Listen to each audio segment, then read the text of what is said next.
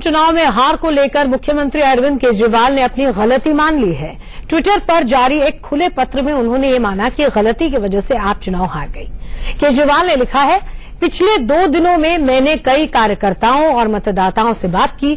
सच्चाई ये है कि हमने गलतियां की हैं, जिस पर आत्मचिंतन करते हुए उसे सुधारेंगे।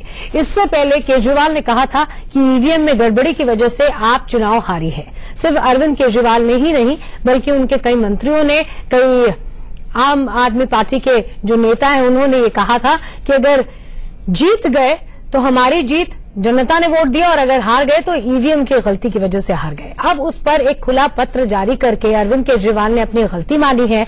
जो एक खुला पत्र है, ट्विटर पर जारी किया गया है, जो हम आपको दिखा रहे हैं।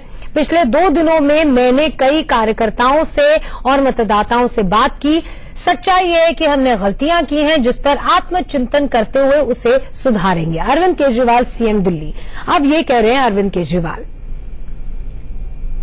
जाहिर सी बात है, इस पे अब सवाल उठ रहे हैं, क्योंकि लगातार चुनाव से पहले भी ईवीएम को लेकर लगातार आम आदमी पार्टी सवाल खड़े कर रही थी, और जब रिजल्ट्स आए तब भी सवाल खड़े कर रही थी, और अब अरविंद केजरीवाल ये कह रहे हैं। केजरीवाल के सबसे करीबी और दिल्ली के डिप्टी सीएम मनीष सिसोदिया ने पहली बार अन्ना हजारे पर सीधा हमला कर दिया। सिसोदिया ने अन्ना को फ्रॉड और बीजेपी एजेंट कह दिया है। मनीष सिसोदिया ने सीधे सीधे हमला करने के बजाय 2 ट्वीट को रीट्वीट किया और उसमें अन्ना हजारे को फ्रॉड और बीजेपी का एजेंट बताया। क्या कहा उन्होंने? कौन से वो ट्वीट थे जिनको उन्होंने रीट्वीट किया? एक फ्रॉड जिसने लोकपाल को लेकर देश को धोखा दिया और अब सुप्रीम कोर्ट की फटकार के बाद चुप है। इस ट्वीट को मनीष सिसोदिया ने रीट्वीट किया। दूसरा ट्वीट कौन सा उन्होंने रीट्वीट किया? बेशक उन्होंने हम सबको धोखा दिया, अब मुझे बिल्कुल लगता है कि वो बीजेपी के एजेंट हैं। 2 लोग अलग अलग जिन्होंने ये ट्वीट्स किए, इनको मनीष सिसोदिया ने रीट्वीट किया। जाहिर सी बात है, इस पे सवाल खड़े हो रहे हैं। ये पूरा आंदोलन जिसने खड़ा किया, लगातार जिनकी बहुत इज्जत करने की बात कहते थे अरविंद केजरीवाल भी, उनके नेता भी, उनके मंत्री, उसी को लेकर अब मनीष सिसोदिया इस तरह के ट्वीट्स को रीट्वीट कर रहे हैं। और इन्हीं 2 खबरों पर मनोहर केसरी हमारे संवाददाता हमारे साथ जुड़ गए हैं। सबसे पहले मनोहर, आपसे ये जानना चाहेंगे कि अरविंद केजरीवाल अब ट्वीट के जरिए ये जो खुला पत्र उन्होंने जारी किया ट्विटर पर, क्या कहेंगे? इसको डैमेज कंट्रोल कहेंगे, लेकिन क्या इससे कोई फर्क पड़ने वाला है? यानी कि उनको आभास हो गया है कि बहुत नुकसान उनको इसी वजह से हुआ है।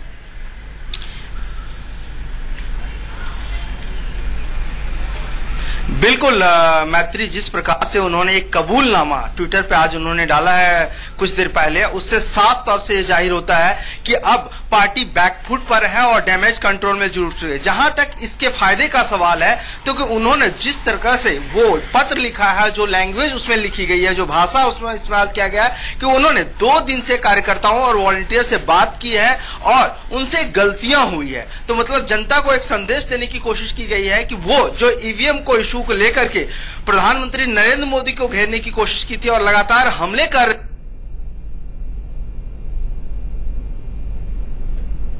दोबारा हम संपर्क करने की कोशिश करेंगे मनोहर से, जो ये बता रहे थे कि जाहिर तौर पर अब सवाल खड़े हो रहे हैं अरविंद केजरीवाल के इस ट्वीट पर, क्योंकि 2 ही दिन में ऐसी कौन सी बात उनको समझ में आ गई कि वो ये ट्वीट करने के लिए मजबूर हो गए। मनोहर, दूसरा सवाल आपसे यही है, मनीष सिसोदिया का जो रीट्वीट है वो अब चर्चा का विषय बन गया है। क्या कहेंगे? क्या बहुत ज्यादा फ्रस्ट्रेशन हो गया आम आदमी पार्टी में, और मनीष सिसोदिया पर भी और इस तरह के मंत्रियों पर भी इसका असर देखने को मिल रहा है कि एक तरह से जो गुरु थे इस पूरे आंदोलन पर के, उन पर इस तरह के आरोप लगा रहे हैं मनीष सिसोदिया?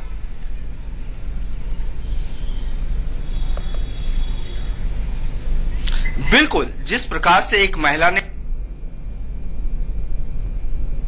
अन्ना हजारे ने कहा था कि आम आदमी पार्टी सत्ता की भूखी है, उसके बाद ये रिट्वीट किया गया था। और कल मनीष सिसोदिया ने तो कुछ तकनीकी दिक्कत की वजह से संपर्क बार बार हमारे संवाददाता से हमारा टूट जा रहा है, लेकिन जाहिर सी बात है कि पूरी आम आदमी पार्टी पर और मुख्यमंत्री पर सवाल खड़े हो रहे हैं। जो हालिया उनके ट्वीट्स और रिट्वीट्स हैं, उससे ये सवाल खड़े हो रहे हैं कि क्या वाकई आम आदमी पार्टी में फ्रस्ट्रेशन हो गया है? आगे बढ़ते हैं। यूपी सरकार में